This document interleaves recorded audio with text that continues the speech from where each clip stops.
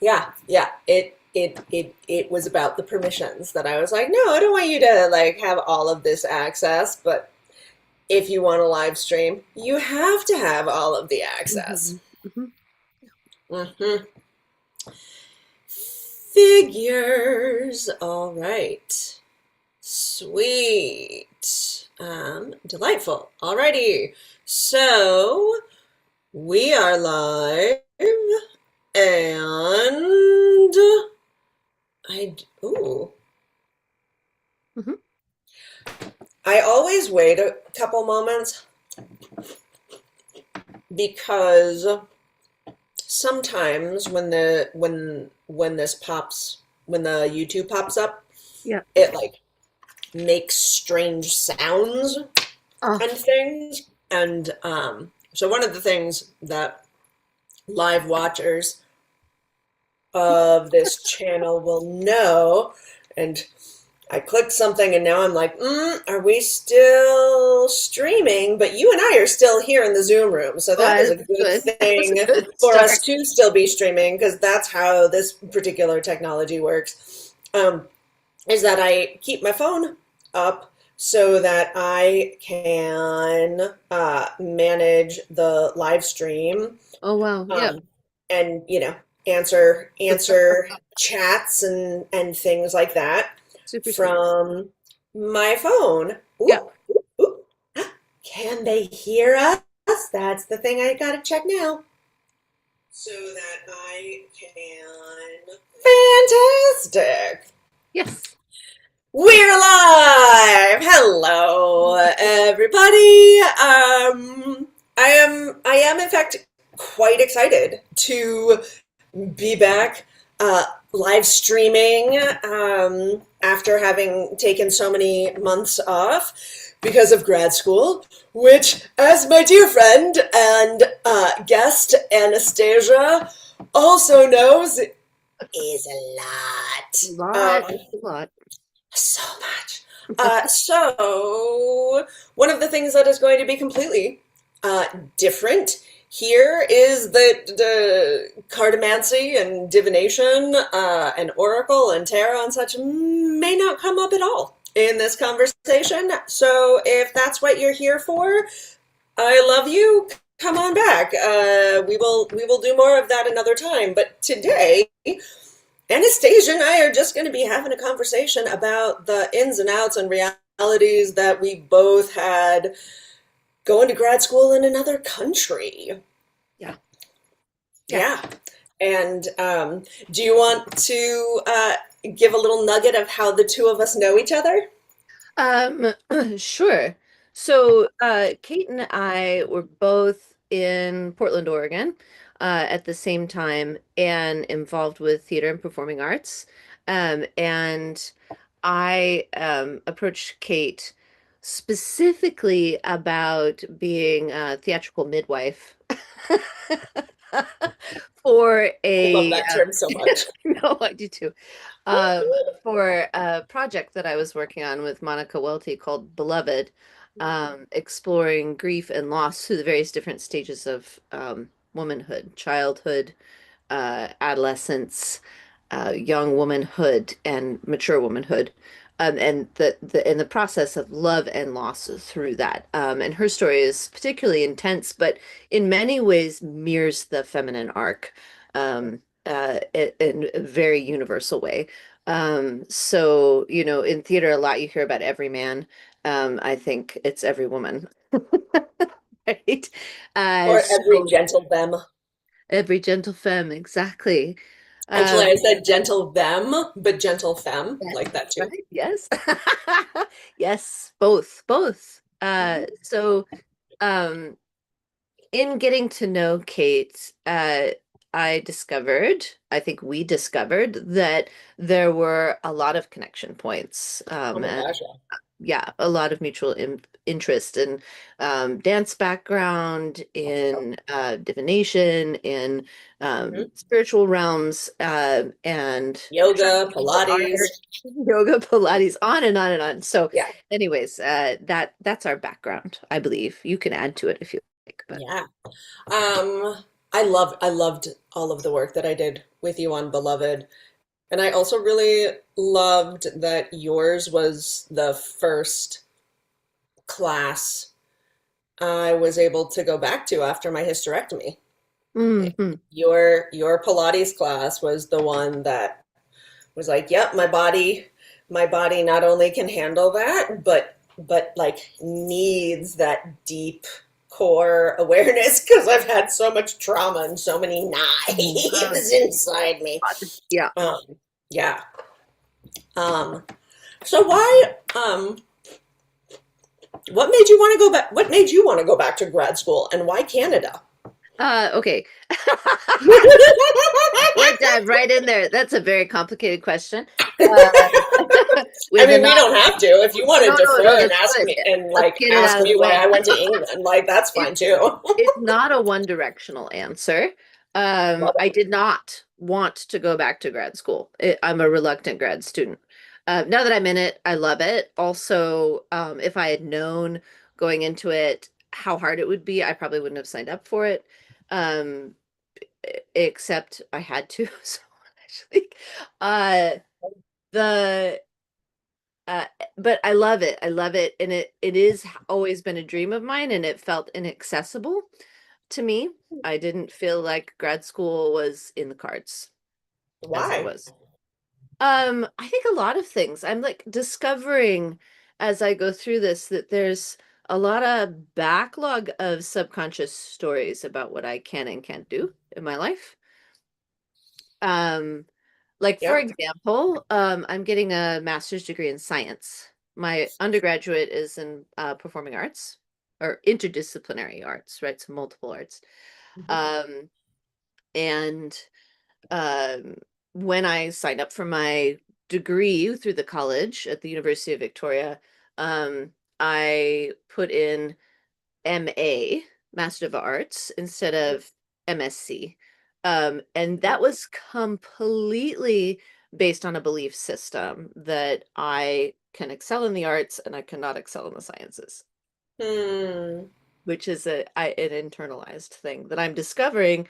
I Mm. actually have quite a scientific mind as well as an Mhm. artistic one, but I have never allowed myself to believe or hold space for that. So, yeah. I didn't realize that we also had like an arts science connection Oh, yeah. because like my science background is very different and but it's interesting like the stories that we tell and like where huge life shifts happen. Yeah. I left chemistry and and like made a commitment to theater and the entertainment arts in high school Mm. when one of the teachers would not let me split up AP Chem so that I could also take my like third because the drama classes actually had an arc to them Yeah. and I was at the like completion of it and I could have taken the chemistry class at one time in the chemistry lab of another time, but I couldn't take them like right after each other. Yeah. And the teacher wouldn't let me. She was like, "No, you have to choose." And you did. And I did. I was like, "But I don't fucking need a study hall." And she's like, "No." Rude teachers. Oh my Oh my God. God. Yeah. Yeah, I'm not mentioning that teacher's name on Yep. purpose. Yeah. Most of my teachers have been fantastic. That particular one, like, They're dead too. and like, who tells a student Yeah. Yeah. who has good grades, Right? Yeah. has consistently had good grades, who knows, like, it was going into senior year. You have a good sense of that point, Right. even in high school, like, whether you really need a study hall, period, or not. Whether you Like, can manage that. Yeah. and so, like, what teacher tells a student who wants to do more? Right. No. No, you can't. You have to choose. You have to choose. When that particular biology teacher, or yeah, excuse me, that particular chemistry teacher did the exact same lesson plan in each class. There was just a morning session, class lab, and an afternoon session, class lab. We did And the I Italian. still would have been taking the lab in the afternoon. Like it's not like it was even I would have to figure out the lab in the morning and then the regular class in the afternoon. Like Yeah, so like yeah. so weird. And I don't know if it was because I was a girl or not, but like because she was A woman. it was a woman teacher. Yeah. Oh, oh, it was Women strange. women can be the worst. I mean, we could get into Yeah, a whole thing about power dynamics with women and how they do or don't choose to support other women. yep. But Internalized misogyny runs deep. it does. And they're Yeah, harder on other women than they are, you know. Anyways, yeah. so Canada came Hmm. about. It's interesting that we're talking about this because I do like get a flashback to the card reading that you did to me did for me cards I cards you that you Take did 'em!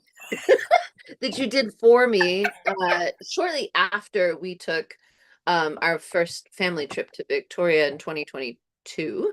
Oh, that's um right. yeah, it was Love that. dramatic. It was a dramatic card reading. There were like towers and fires and over waters and deep griefs and all the things. And I was like, that's all, I mean, cards for entertainment for sure. That's always the disclaimer. But that was like Hmm. a lot of really intense storytelling. It wasn't casual. It wasn't like, and it wasn't, what's the word? Ambiguous. It wasn't like, well, maybe we'll see. It was like, dun, dun, dun. Right. Yeah. Prepare! Prepare yourself! The end is nigh. So it was. Uh, so we came to Victoria. It was my mom's birthday, and she, as a landscape designer, by schooling, and so she'd been to the Bouchard Gardens once up Hmm. here in Victoria, one of the most beautiful gardens on the continent. And we wanted to take her to the gardens while she could still walk the entire grounds, right? Because as she ages, mobility is Yeah. more of an issue. And Hmm. you can certainly get pushed around, but it's a completely different experience to Yeah. free and autonomously go through the gardens. So in Mhm. 2022, we came up, and it was only the second time we'd been in a theater. I also knew that the artistic director up here of Ballet Victoria was a former principal dancer with Oregon Ballet Theater when I was working as the Mm. school administrator.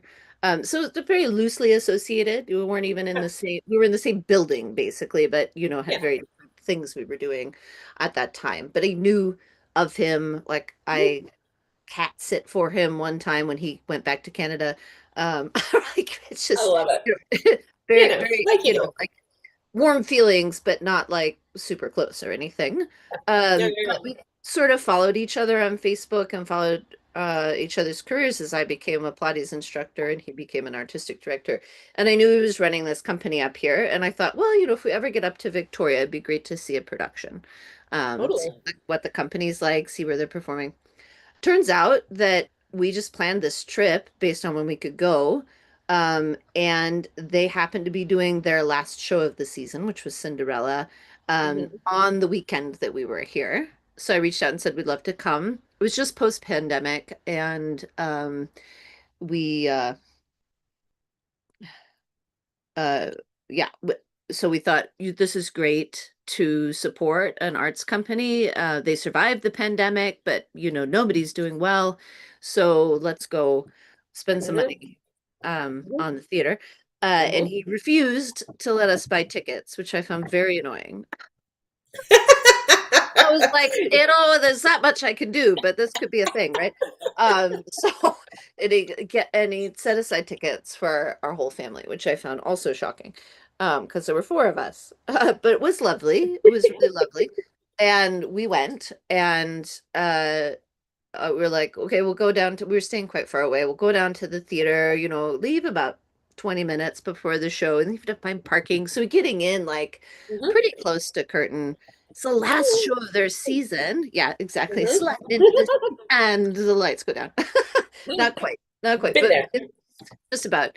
Uh, last show of the season, I'm like, there's no way probably that I'm actually going to intersect with Paul, the artistic director, because he's going to be backstage with the dancers, talking to donors, doing Yeah. all the Yeah, yeah, yeah. things. Yeah, all the Um, busy stuff. yeah. Dude was outside the theater looking for us, like in the lobby, like being like, when are they going to get here? And I was like, oh my God, Aww. Paul, certainly you have other things to do. Certainly must. But then he took us over to the donor area and offered my daughter juice and my mom some champagne and what we'd like to drink. And then very quickly told me in this 10 minutes before he went to go give the curtain speech, the Hmm. history of him becoming an artistic director in the company. And then also very briefly, how he had handled the pandemic with his dancers and managed to like build a theater in the building that they have, like a black box style with lights and stage, and a marley floor and legs so that they could put on productions in a socially distanced, safe way to maintain their donor base during the pandemic and pot up their dancers. And I was like, oh my God, who is this guy? Like, Yeah, that's I remember you telling me about that during the pandemic, and I was like, why isn't every buddy doing it. company Yeah. like with it fucking Well, so brilliant, like people so were, good. yeah, coming to him because they saw that he was actually doing some things that were working and asking, like, how are you doing this? Hmm. So,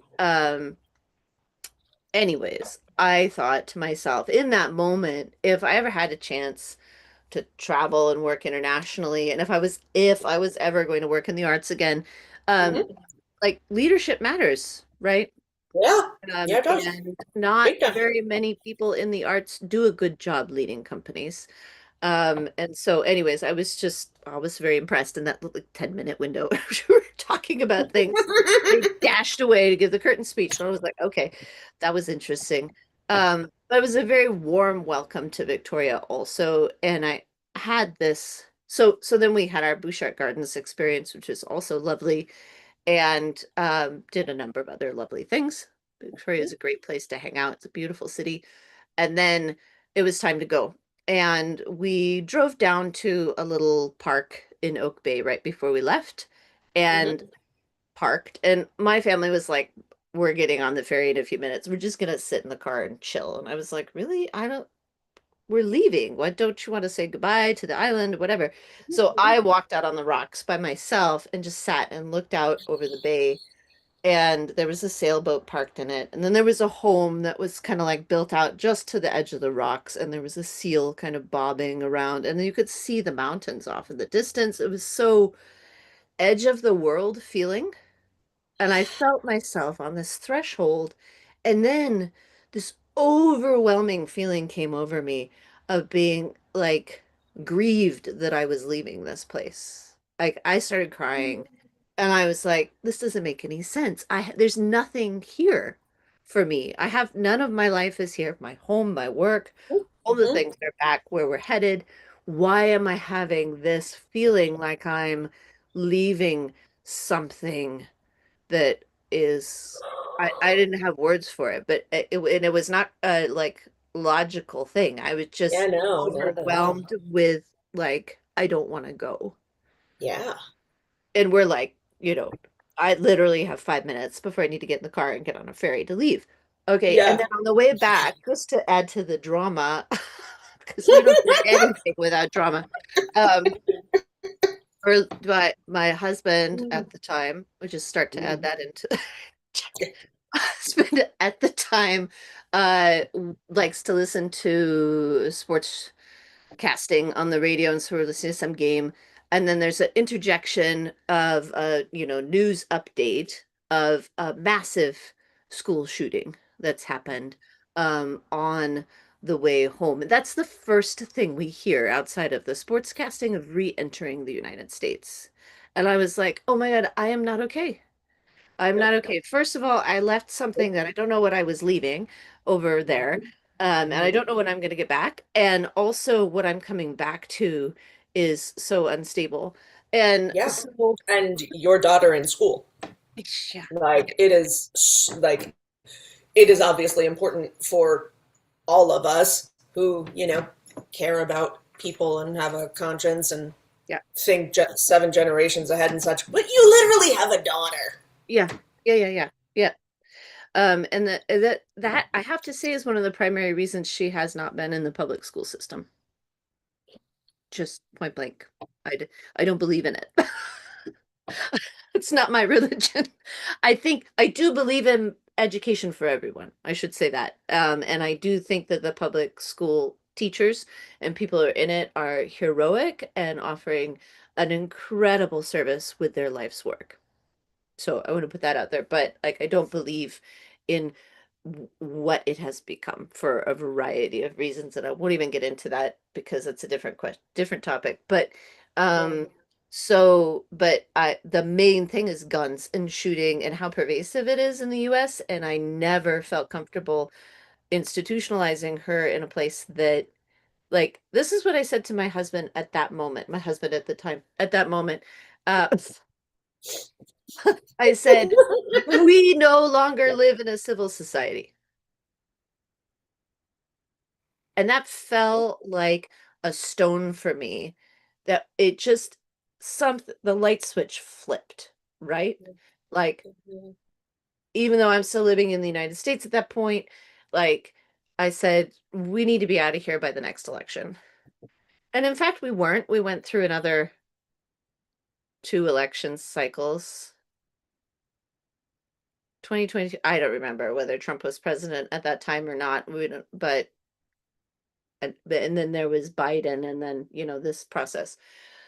So, yeah, I think Trump was president at that time, was the first go round. So, um, that was kind of like a hard stop for me. Like, we need to be out by the next election cycle. And my husband at the time was like, we're fine. That's not a priority. Also, Canada's not an option. Like, we're gonna be had no interest in um, leaving, which I found really weird because he was all about foreign travel. So, but that was more like a consumptive thing for him rather Mm, than a change.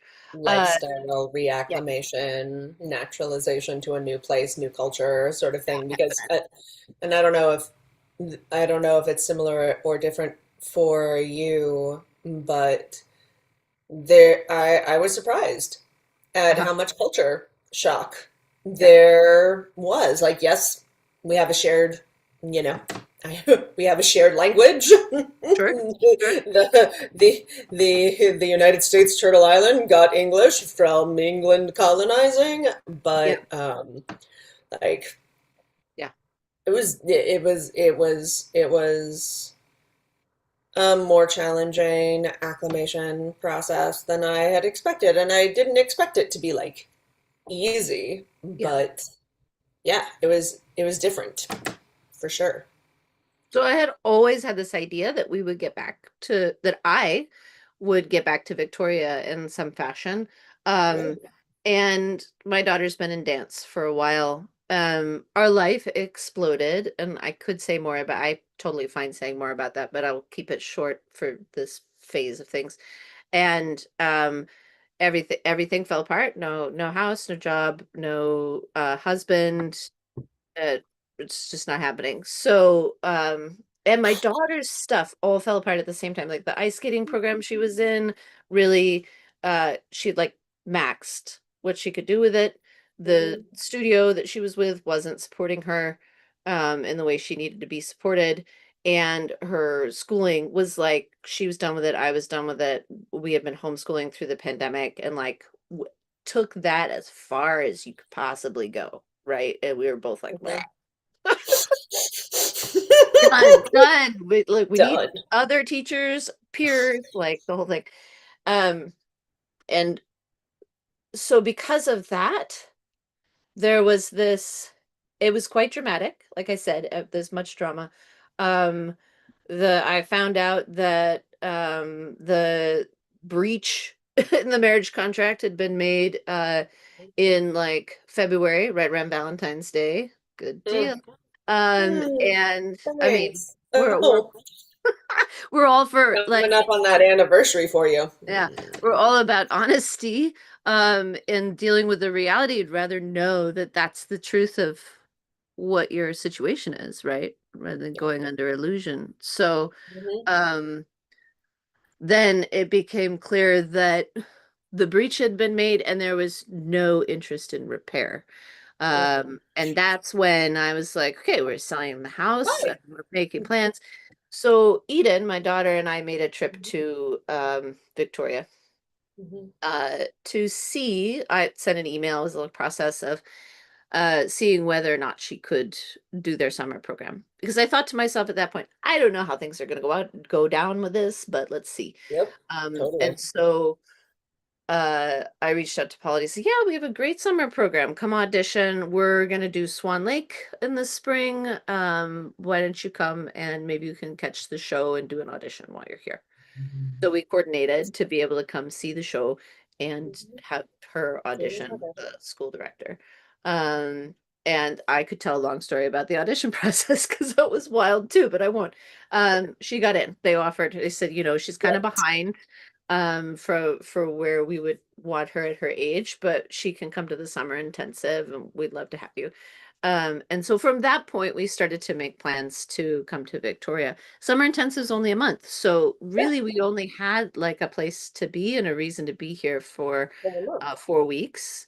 Mhm. Um, the house sold. I closed down my teaching studio, and then uh, we didn't have any of the money from the house. So, and I didn't have any of the money from teaching. So we were running on credit cards for like a month. And that was like I said, the knife edge between success and failure has been the theme of this whole process.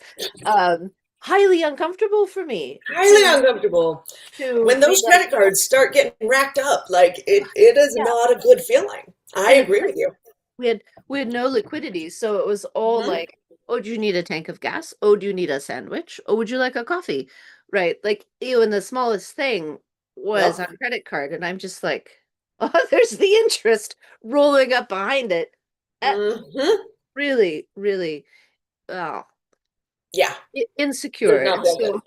so I think one of the things that I'm dealing with because of my particular trajectory with this is like, how do I create financial safety for myself? And what does that even mean? And I still don't know the answer to that. So that's part Yeah. of the trick with this whole process. So um I met with Paul about a week after being here when Eden was in the summer intensive and sat down with him.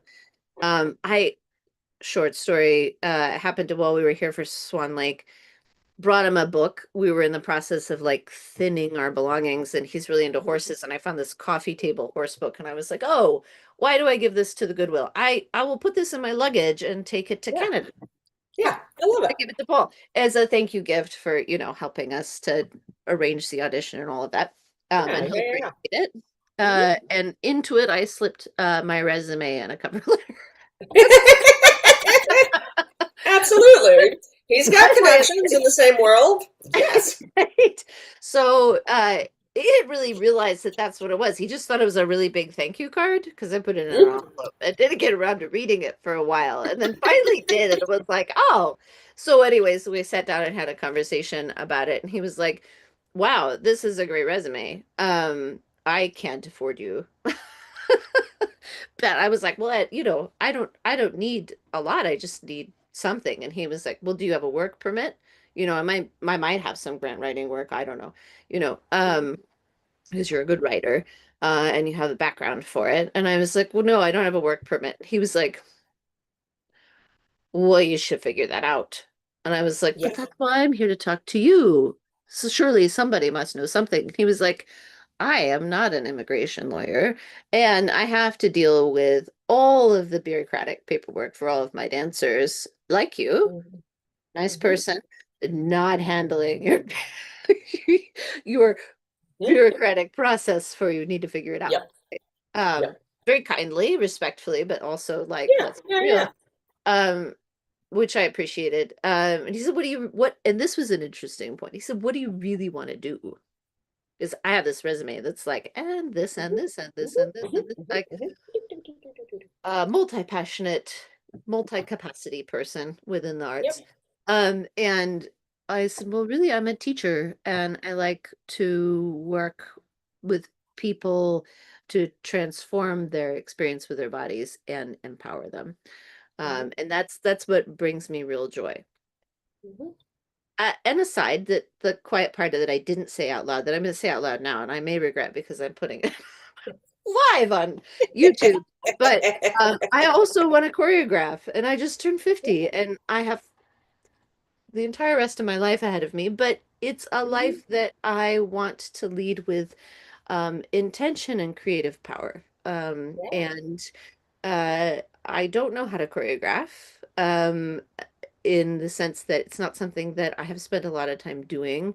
Um, and dance is incredibly challenging for me. It's not something where um, I'm a dyed-in-the-wool dancer and I just walk into a class and pick up choreography. Like I don't pick up other people's choreography very well. That's not part of how my brain works. I choreograph really well, but then how to translate that to other people.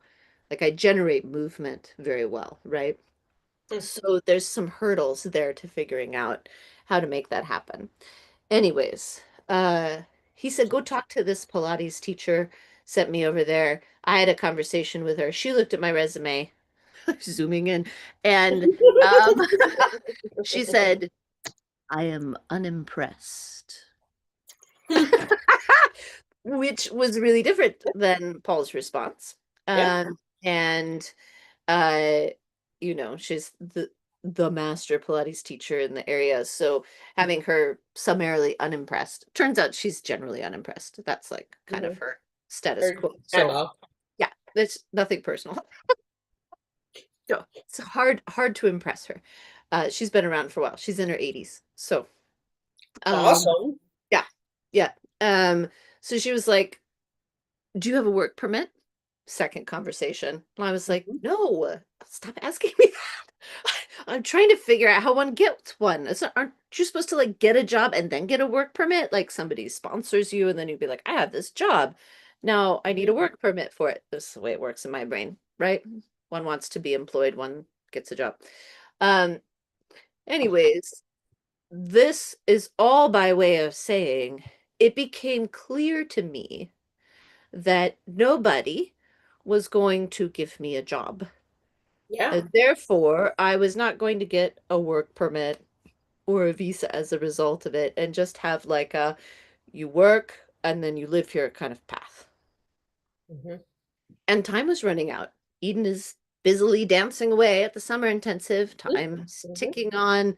We only have the place to stay where we are for a month. And now the house has been sold. So now I have money. So that problem was solved.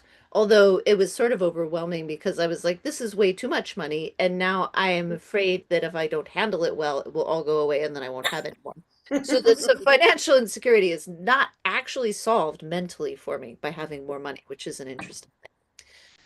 But we don't have a place to live. We don't have a place to go back to. There's no home Mhm. there anymore. Mhm. And the place we're living currently is going away. So there was this sense of like, oh God, Now um, what? now what? So Mhm.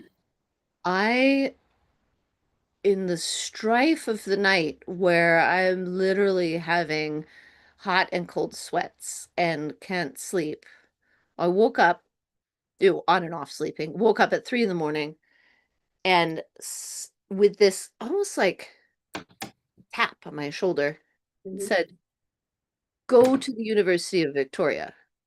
I was like, why? Why would I do what is there? And it said, Mhm. ask about getting a master's degree in kinesiology. And I was like, what is that even? What is a master's degree in kinesiology? Why would I do that? It said, Because it go. ties in all of your physical things that you But already do. but like, what is kinesiology? Like, I don't even know what that word means in this moment at 3 o'clock in the morning when my Uber mind or whatever God is talking to me, being like, do the thing. Mhm. And Mhm. I'm like having this argument with it. the voice in my head. It was like, go to the University of Victoria. And it kept saying it. And I was like, why? And it was like, just look it up.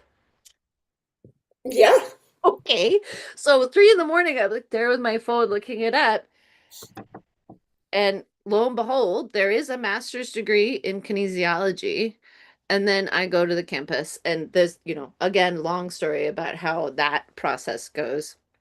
It was summer at that point, August. It's like the deadest time on campus. Hmm.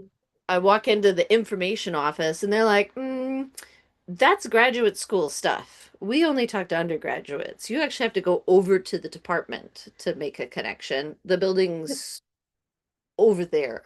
Oh, I Gee, have this thanks so big, much. right. So then I have this map with these very fuzzy little buildings on it. I'm like wandering around campus. I find my way to this empty building. Nobody's there. It's August. Yeah.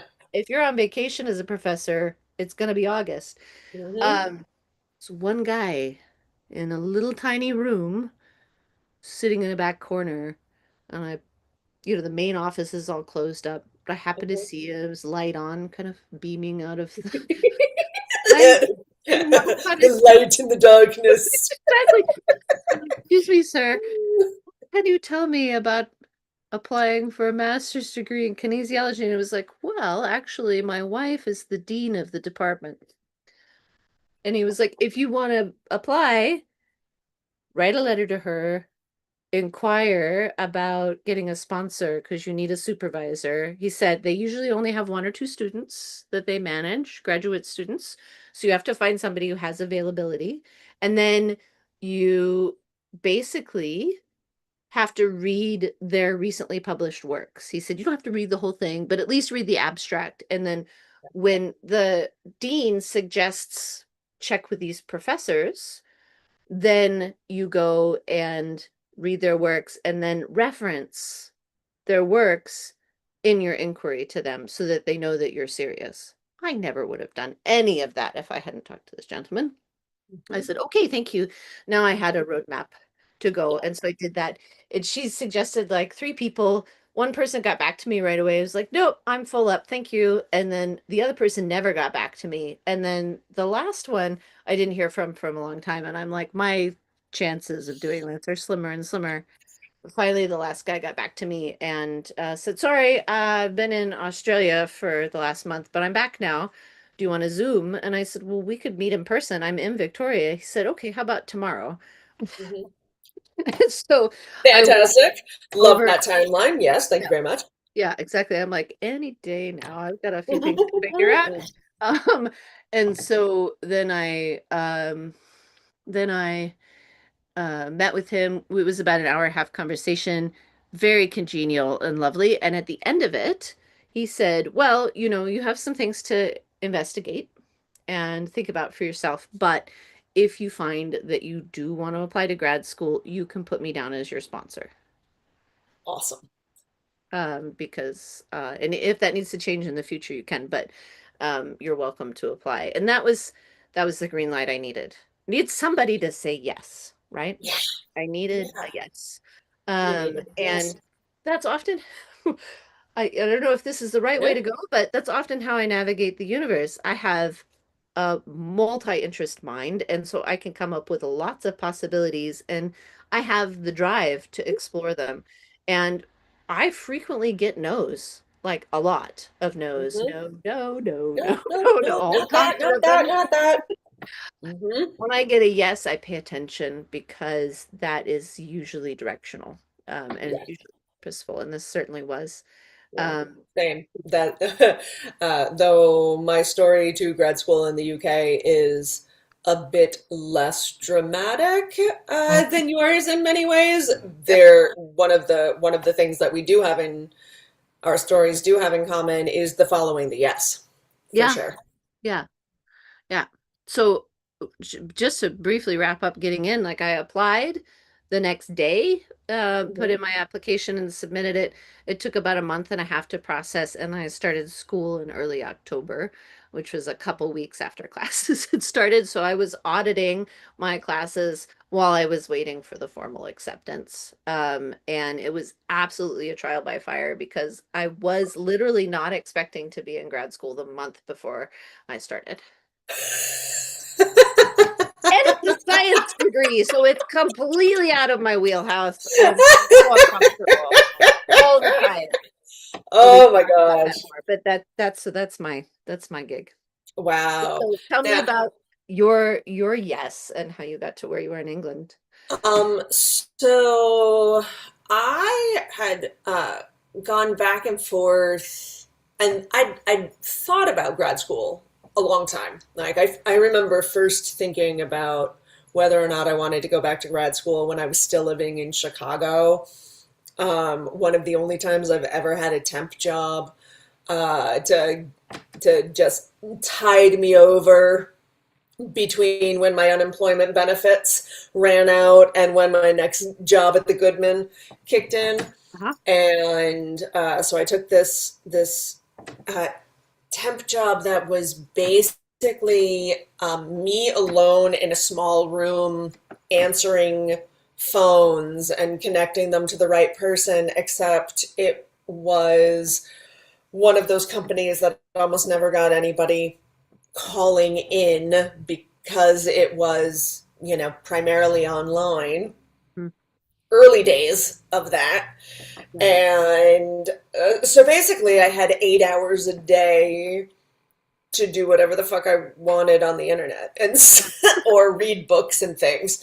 Yeah. And so I'm reading books, I'm running lines, I'm setting up auditions, and I'm like, let's look at grad school. And so I start looking at some grad schools, and nothing's really singing out to me. And I had been one of the directors I did a lot of work with in Chicago mentioned Del Arte to me. And so I looked up the Del Arte International School of Physical Theater, and their auditions for their brand new Mhm. at that point master's program had already happened. Uh-huh. Long story short, I did end up going to Del Arte for the 1 year program, but not the master's program. Mhm. Um, and uh, and then after that, there was this, chunk of 20 years Yep. almost where I would think about grad school occasionally, but especially like you, multifaceted mind, multiple interests, have done every single job in the theater that exists, not necessarily well, but have at least done it. Yes. And so if I'm going to go back to grad school, Yeah.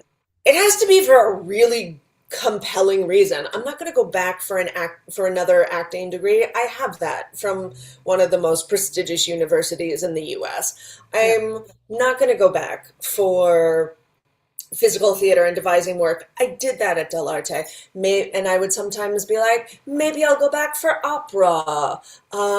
But opera is just such an exclusive and classist um, and in many ways racist and white centering art form. And like there are definitely ways that it is changing, but I'm like, do I is that really where I want to put my energy? And when I'm when I'm fighting for social justice and things, is that the arena Hmm. that I want to be doing that work in?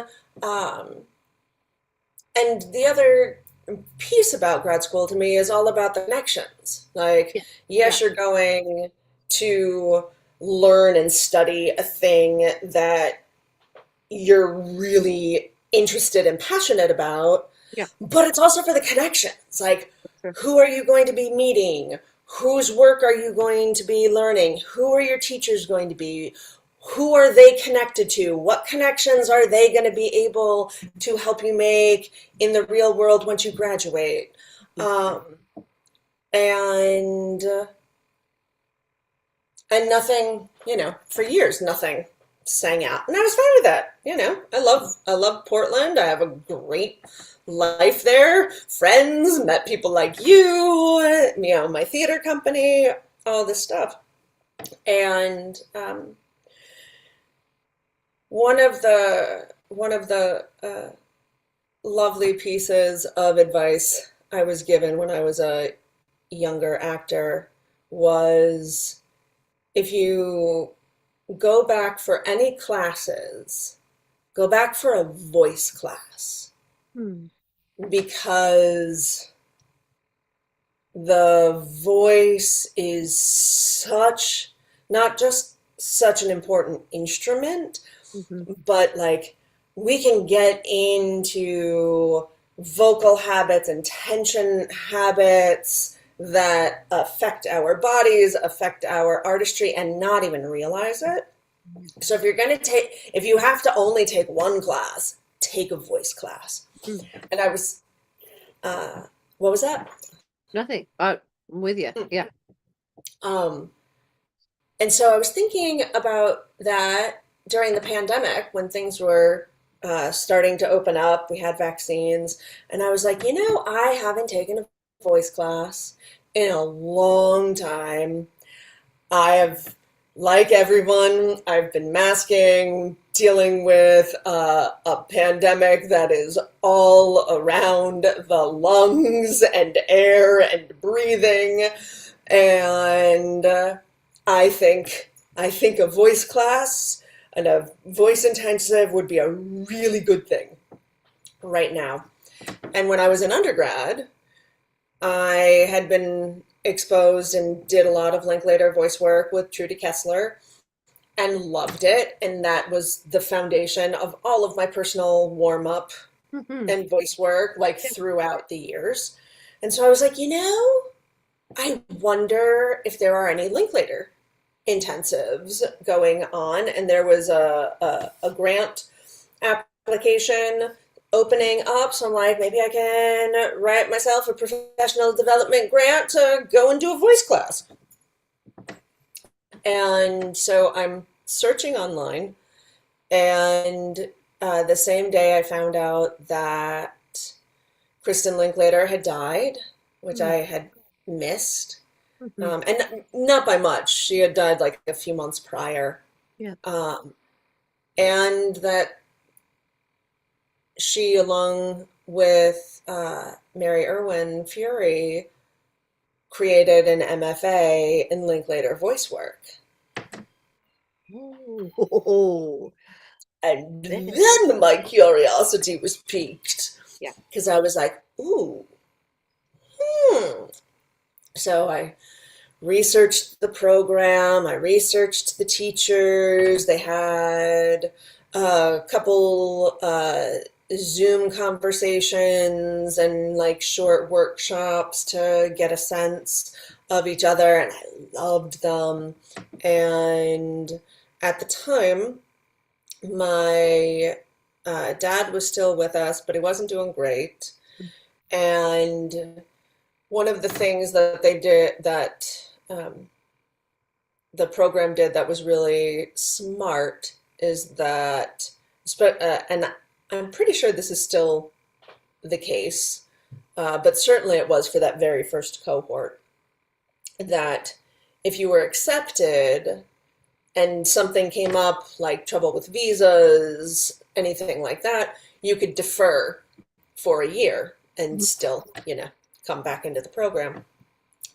And so I prepared my audition, and I went in and I told them right up front that I was excited for the program and excited to audition, but that if I was accepted, I would absolutely be deferring for a year because my dad's health wasn't great, and I wanted to make sure that I could Yeah. maximize the amount of time I had with him. Yeah. And they were awesome with that, completely understood. One of them was like, yeah, I did something similar, and spent a lot of time with my dad before he passed. One of the smartest things I did. Like, yes, super supportive, so fantastic. I won't go into all of the drama that the program had, but the program had some drama. Yep.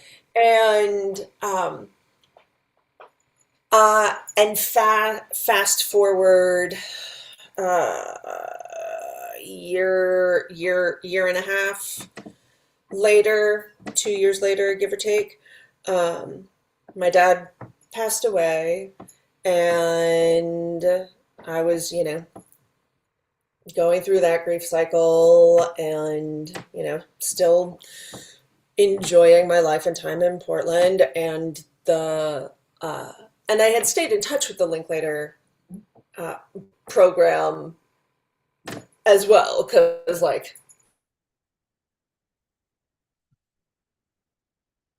oh my gosh, it's their story to tell, but damn. Um, and so they reached out to me um, in November, like right around my birthday, and they were like, "Are you still interested in the MFA program?" And I was like, I don't know, Mhm. but I would in fact love to have a conversation with y'all and like Yeah. see how things are, what you've learned, like what safeguards you've put in place to make sure that what happened at the other school doesn't happen at the new school, like all of these at Rose Bruford, like all of these things. And so we had this great conversation, and I was like, I'm about to go into my busy season because December is when I'm doing Nutcracker, when I'm doing the Mrs. Claus story hours. Like, don't ever try to get a hold of me in December unless you're coming to one of my storytelling gigs. Like, Yes. um, and so January, after all of that craziness, was when we had the talk, and it went really well. And I I'm hemming and hawing, and I'm chatting with my therapist about it, and she's like, "Well, what do the cards have to say?" Oh, yeah. And I'm like, "I don't know. I haven't actually pulled any cards yet because I don't know if I want to know what they have to say." Yeah, exactly. And my therapist just sort of looked at me like, Hmm. "Yep, that look, that look exactly." And so I pulled a couple cards, and the card that I pulled for deferring and maybe doing the grad program at another point, like down the Hmm. line, was the Ace of Pentacles inverted. And the deck that I was using, it like really looked and felt like the fruit dying on the vine going to seed. Uh-huh. And the card for going, auditioning, and doing it that year was the Fool, right side up. Yes, go. Like, this is the path, this is the journey. And I was like, ooh, okay, I guess so. I guess I'm doing this. And Not then ambiguous. not ambiguous. Yeah. Not ambiguous in the slightest. It was a very clear go now. Yeah. And um yeah, and then all of the, politics of the world, of which, definitely have more than a few privileges that keep me safer than some. But it was not the reason why I left the country, but the timing, not complaining Yeah. about it either. Same. And yes, from that moment of making the decision that I was going, what Which you had was, said about like it taking 4 to 6 weeks to get everything in and through, like mhm. that's pretty normal and standard. I had everything done, all of the paperwork, all of the letters, all of the back and forths with the university and things in a month. Wow. Yeah. Yeah. It It's was wild. It's wild. Wild. Yeah. My university was, while there were definitely some things that could have been better in terms of helping international students acclimate to the realities of life in London, one thing that they did really well was help us deal with our visas and get our student visas and the student work visas. Uh-huh. Um,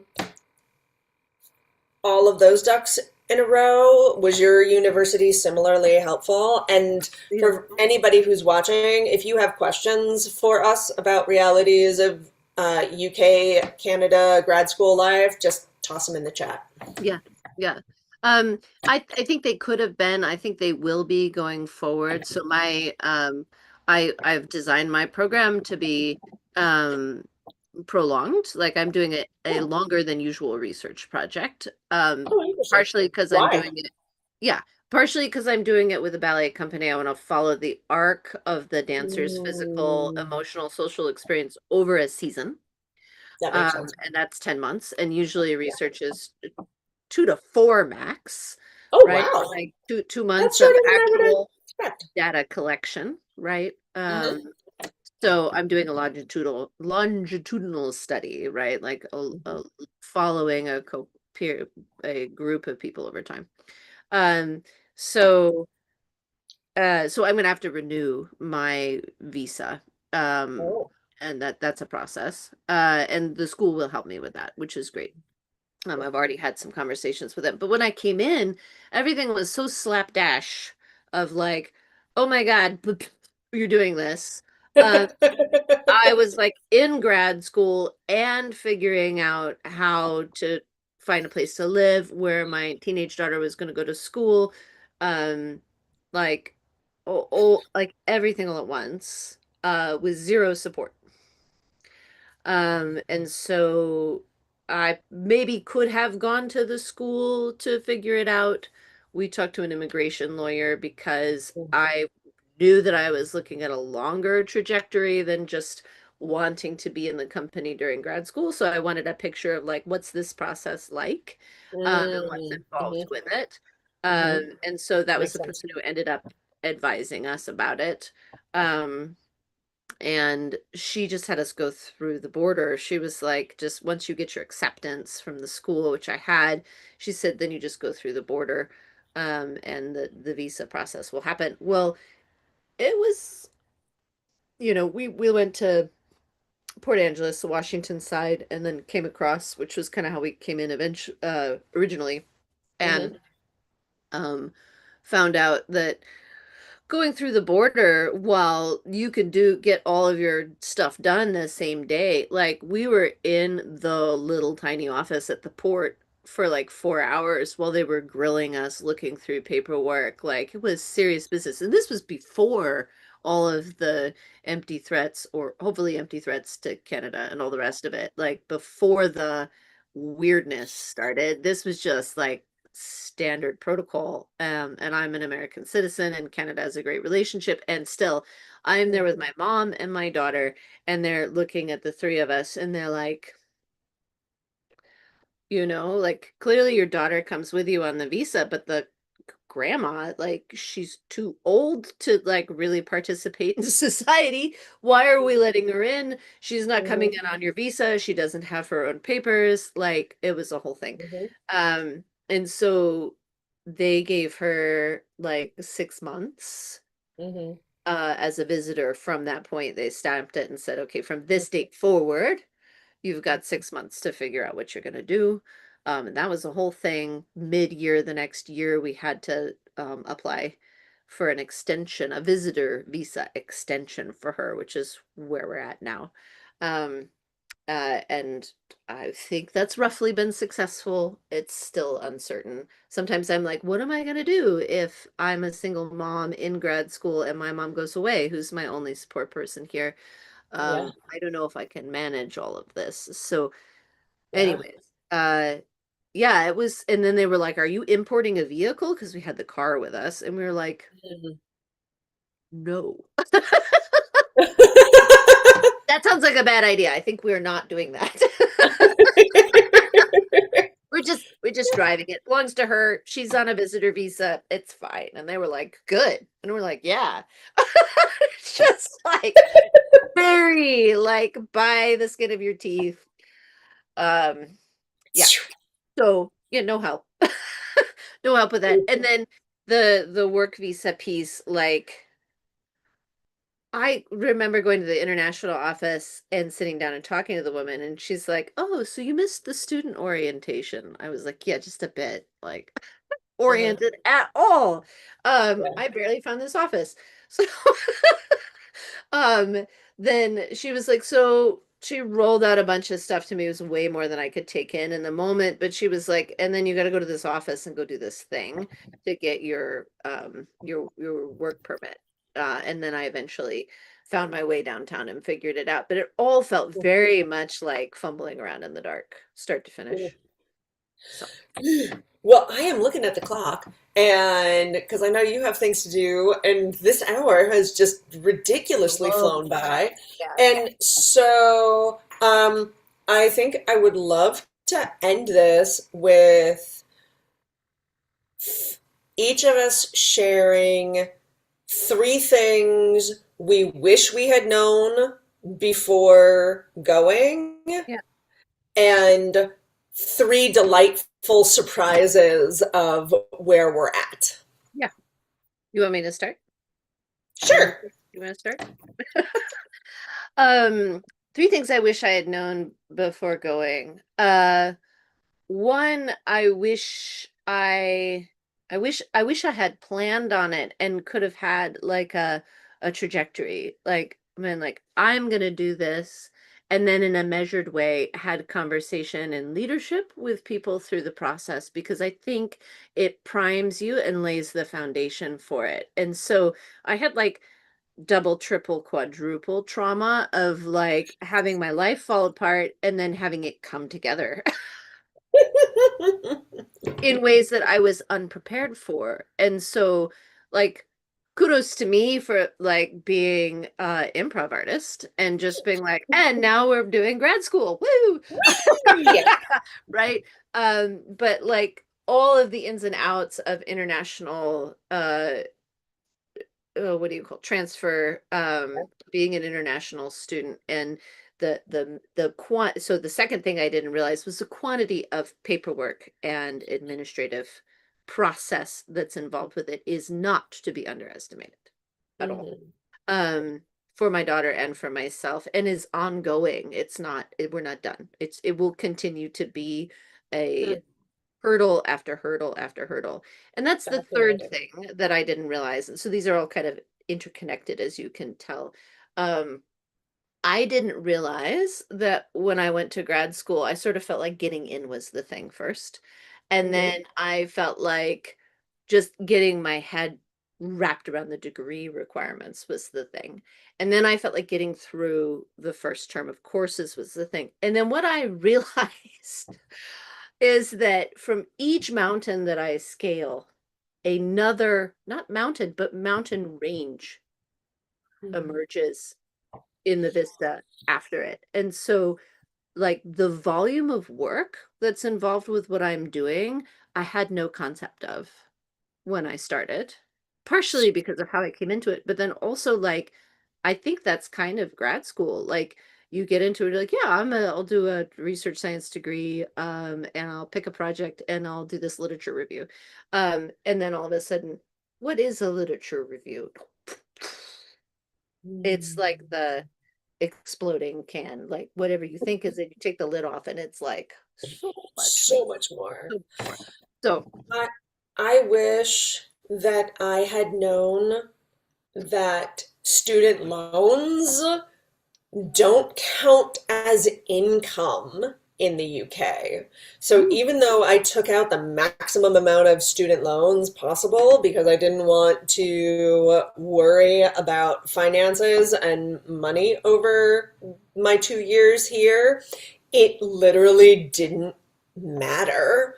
oh, They own the all of the leasing agencies and things only look at your income or your savings accounts. And by those, I was very undesirable.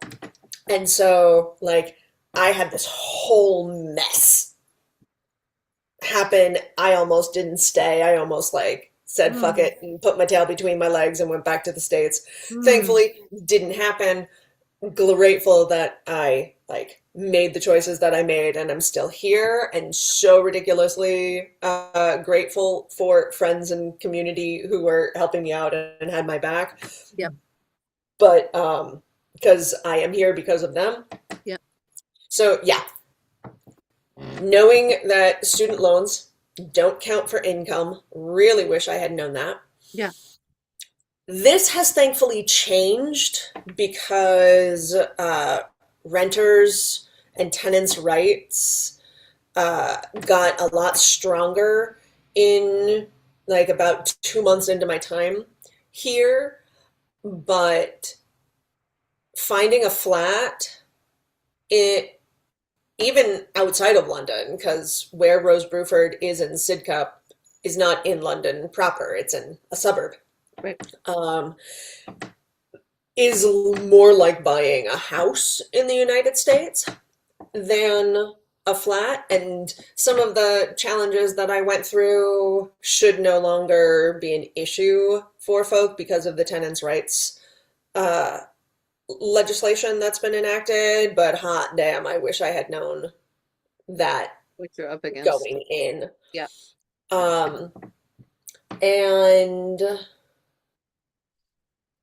what's the third thing that I wish I had known going in?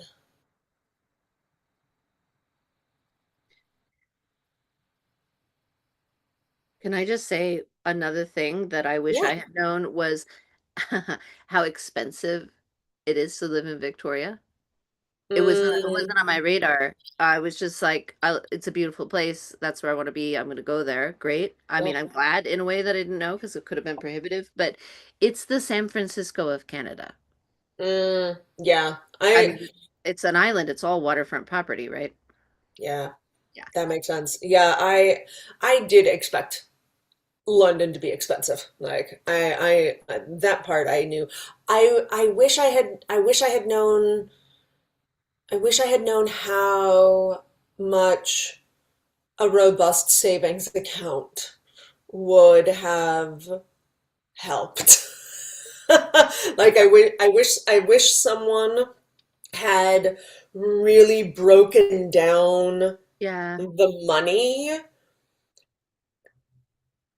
And part of this is my own fault for not, like, I created a budget for myself, but because I took out the maximum amount of loans, it never occurred to me that I would have to do anything else, you Yeah. know? Yeah. And so I wish that somebody had, like, broken that down and been like, have this many $1,000 liquid, like, this is what they're looking for as a student with no income. Like, and some places wouldn't even look at student renters.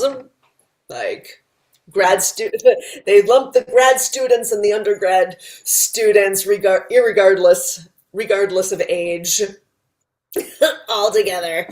Yeah. Yeah, three delightful surprises of Um, where you're yeah. at. Uh, in coming to Victoria as a tourist, as a visitor, some reason didn't occur to me. Probably because we're just like here for a brief time and going to these spots Uh-huh. individually. That it's an island surrounded by beaches, and then the natural spaces on Vancouver Island are some of the most majestic in the world. I had no idea.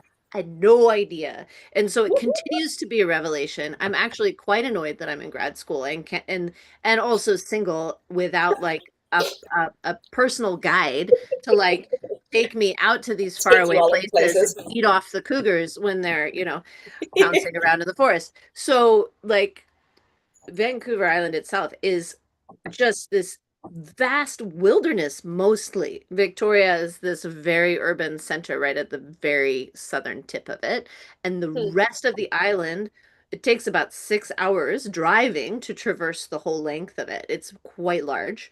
Uh, Um, is all untouched wilderness with some spots of civilization on the coast, but much smaller sort of outposts of uh, townships and things as you get out. And I find that infinitely delightful. I feel like being on an island is great. Um, uh, I did not know when I started grad school that I would be able to do my research with the ballet company. Uh, mm. and uh, then I kind of planned on it without having a conversation with the artistic director and being like, well, like I'm gonna kind of go with this as my theme and focus, and then when I get to a point at which I need to actually initiate the project, then I'll investigate whether that's a reality. Um, and I was delighted. I was surprised with delight by how warmly receptive he and the company have been towards my presence there, and like having carte blanche to like just go to company class whenever, to just walk into the theater to watch rehearsals, um Mhm. and to just talk to people as I need to for the research. And thirdly, I think I'm really grateful for my daughter being in school because the connections that she makes, not only she's in the ballet school also, Mhm. not only with the ballet company in school, because a lot of the dancers are her teachers. So there's this Mhm. very interwoven thing, but with her in-person school as well, she has made it's an arts focused school and it's very small, little, like there's 15 kids in her class. Oh, Uh, wow. the it's sixth, seventh, and eighth combined, 15 Mhm. kids. Oh Uh, my gosh. yeah, I know. Tiny, tiny, And tiny. there's two teachers for those kids, and they do all kinds of stuff. Like they write plays, they translate their writing to like a Shakespearean language, they do nature walks, they do science. Like the curriculum's really rigorous and fun, and I love that for her. But so I love her school, but I also love the parents that are the parents of her friends that have then become my friends, and that this feels like there's community and like-minded people outside of university and ballet world, right? Mm. Where I feel like I actually have some peers. Um, and I didn't know that that would happen for me. So it feels a lot less lonely in that way. And that's one of the things that being a newly single parent, there is a component of loneliness. And I'm okay with loneliness. I'm an only child, like and an introvert by trade.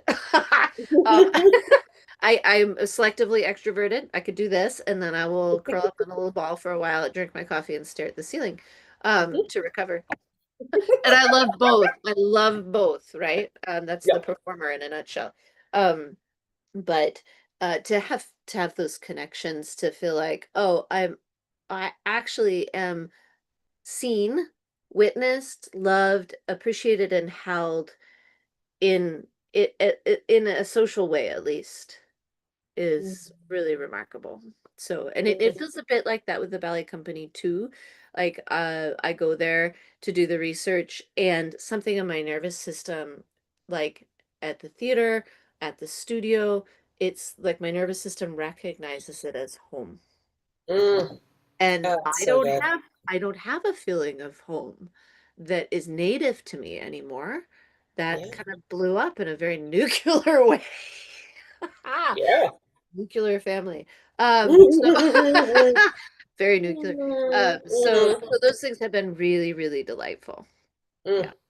How about you? I have been delighted by my commute to and from school. Hmm.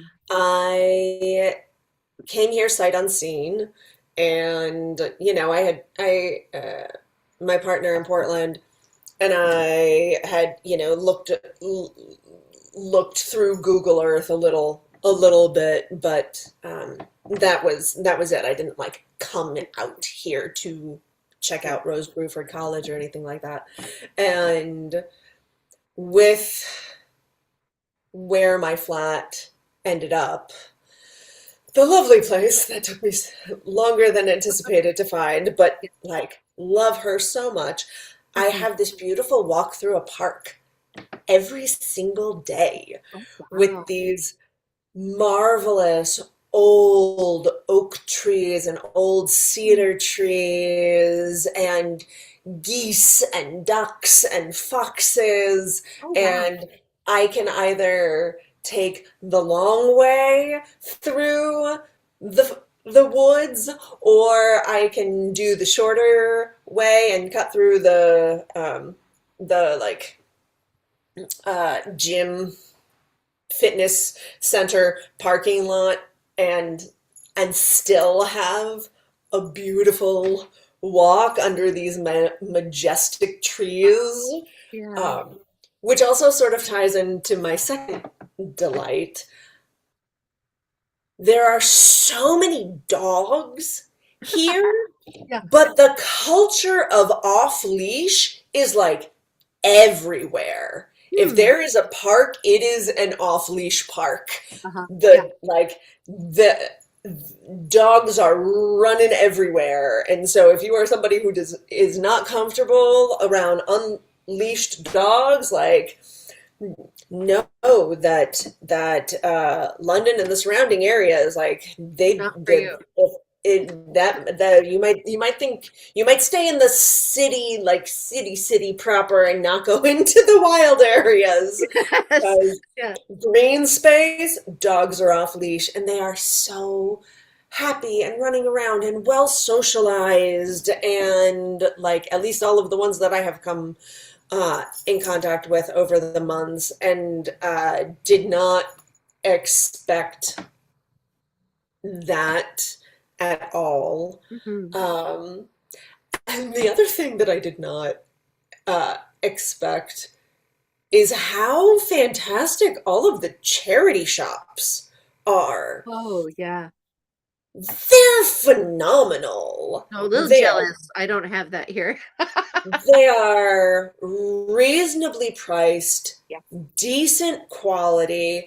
I part of my housing challenge was I really wanted to find a furnished apartment and could not, and Mm. was just not finding any within my budget. Yeah. And so I went before before I landed in the place I'm currently at, I went to one of the charity shops and did a rough budget of like how much it would roughly cost to outfit a new apartment and furniture and all of the things, and was like, okay, I can do it. Yeah. And so that has been a delightful surprise. Anastasia, thank you so much Oh my God. Yeah. for chatting with me. If you have, if uh, future watchers of the replay have questions that we didn't answer, like toss them in the chat anyway. I keep tabs on it, and yeah. Good Oh, luck in grad school. Keep up oh the my good God. work. Yeah, you too. You too. Uh, Thank let, you. let's talk again before Let's too talk long. again. Yeah. I would love that. I would love, love, love that. All right.